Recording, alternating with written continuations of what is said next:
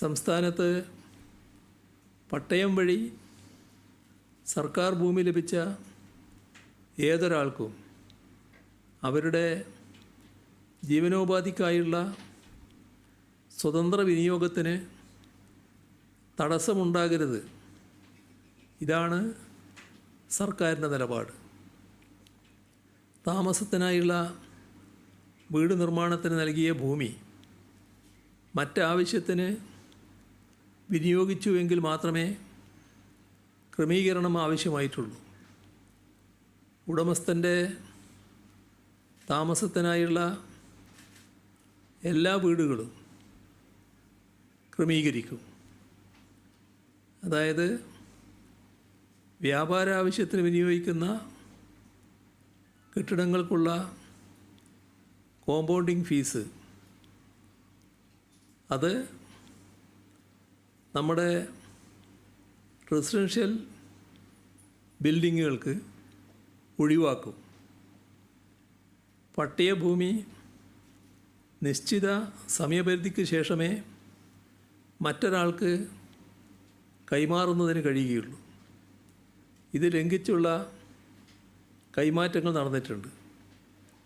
ഇപ്രകാരം ഭൂമി കൈമാറി ലഭിച്ച ഉടമസ്ഥർക്ക് ന്യായവിലയുടെ നിശ്ചിത ശതമാനം ഫീസ് ഈടാക്കി ക്രമപ്പെടുത്തി നൽകും. അതോടൊപ്പം കൈമാറ്റം വഴി ലഭിച്ച ഭൂമി മുൻകൂർ അനുമതിയോടെ വകമാറ്റി ഉപയോഗിക്കുവാൻ രണ്ടാമതായി രൂപീകരിക്കുന്ന ചട്ടങ്ങളിൽ വ്യവസ്ഥ ചെയ്യും.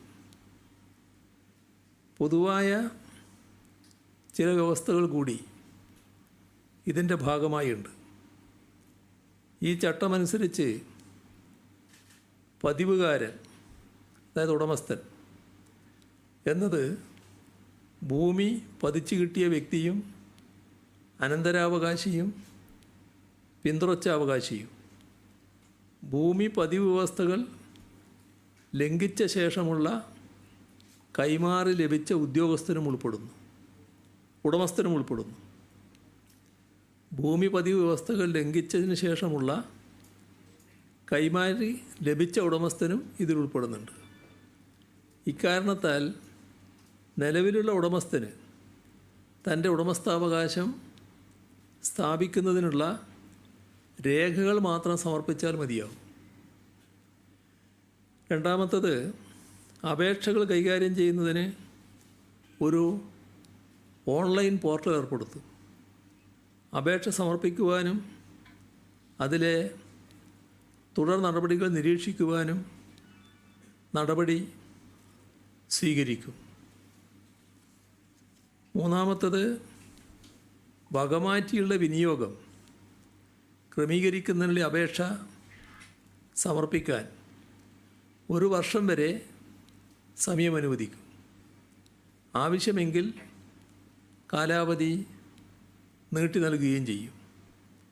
ഇക്കാരണത്താൽ അപേക്ഷകൾ സമർപ്പിക്കുന്നതിന് സാവകാശവും ലഭിക്കും.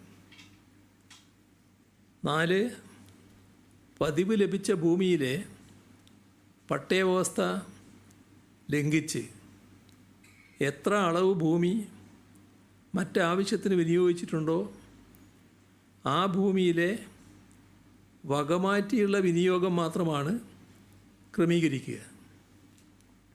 ബാക്കിയുള്ള ഭൂമി നേരത്തെയുള്ള പട്ടയവ്യവസ്ഥക്ക് വിധേയമായിരിക്കും. ഇവിടെ മറ്റാവശ്യങ്ങൾ നിർവഹിക്കുന്നതിന് പ്രത്യേക അനുമതി തേടേണ്ടതാണ്. അതായത് ക്രമവിരുദ്ധമായ പ്രവർത്തനങ്ങളൊന്നും തന്നെ പിന്നീട് അനുവദിക്കുകയില്ല. 5, ഒരു പ്രത്യേക ആവശ്യത്തിനായി അനുവദിച്ച പട്ടയഭൂമിയിൽ നിർമ്മിച്ച വീടുകൾക്ക് ക്രമീകരണം ആവശ്യമെങ്കിൽ നിർമ്മിതിയുടെ വലിപ്പം നോക്കാതെ ക്രമവൽക്കരിച്ച് നൽകും. അപേക്ഷയോടൊപ്പമുള്ള ചെറിയ ഫീസ് മാത്രം നൽകിയാൽ മതി. കോമ്പൗണ്ടിംഗ് ഫീസ് പൂർണ്ണമായും ഒഴിവാക്കും.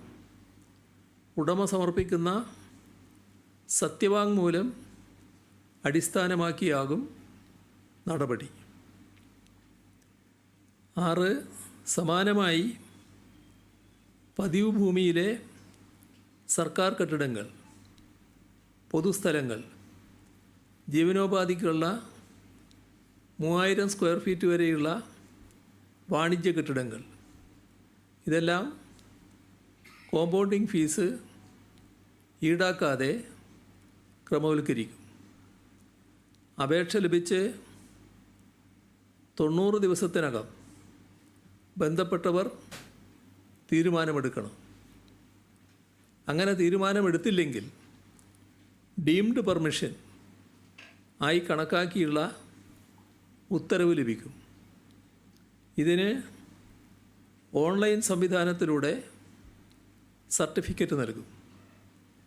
കൃഷിക്കും കൃഷി അനുബന്ധ ആവശ്യത്തിനും വിദ്യാഭ്യാസ, മതപര, സാംസ്കാരിക, വിനോദ ആവശ്യങ്ങൾക്കും സാമുദായിക സംഘടനകളുടെയും പ്രധാനപ്പെട്ട രാഷ്ട്രീയ പാർട്ടികളുടെയും ആവശ്യത്തിനും ആശുപത്രികൾ, സർക്കാർ അംഗീകാരത്തോടെ പ്രവർത്തിക്കുന്ന വിദ്യാഭ്യാസ സ്ഥാപനങ്ങൾ, ഭൂമി നിർമ്മാണങ്ങൾ മുതലായവയുടെ ആവശ്യങ്ങൾക്ക് ഉപയോഗിച്ചതായുള്ള കെട്ടിടങ്ങൾ കോമ്പൗണ്ടിംഗ് ഫീസ് ഈടാക്കാതെ ക്രമവൽക്കരിക്കും. ഇടത്തരം വാണിജ്യ കെട്ടിടങ്ങൾ അവയുടെ വലിപ്പമനുസരിച്ച് നിശ്ചിത ശതമാനം കോമ്പൗണ്ടിംഗ് ഫീസ് ഈടാക്കി ക്രമീകരിക്കും. ഇതിൽ ഒരു പട്ടിക ഇന്ന് ഞങ്ങൾ തയ്യാറാക്കിയിട്ടുണ്ട്, അതുകൂടി ഇതിൻ്റെ കൂടെ പറയുന്നതായിരിക്കും നന്നാണ്. ഇപ്പം സാധാരണഗതിയിൽ